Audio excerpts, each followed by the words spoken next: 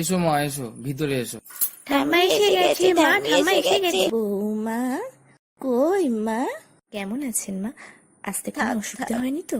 দিন ব্যাগটা আমাকে দিন। না না, কোনো অসুবিধা হয়নি।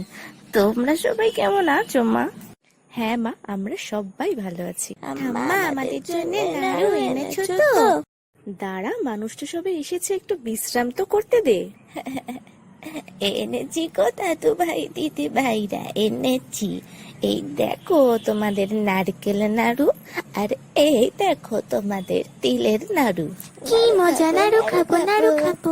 আরো আছে, আরো আছে। এই দেখো আমের আচার আর খাঁটি ঘি। আমার খোকা খেতে খুব ভালোবাসে। হ্যাঁ মা, তোমার হাতের আমের আচারটা না অনেকদিন খাওয়া হয়নি। মা, সবার জন্যই তো কিছু না কিছু এনেছেন, আমার জন্য বুঝি কিছুই আনেননি? কি যে বলো বৌমা, তোমার জন্য কিছু আনবো না তা কি হয়? এইটা তোমার জন্য আমার হাতে বানানো গয়না বড়ি।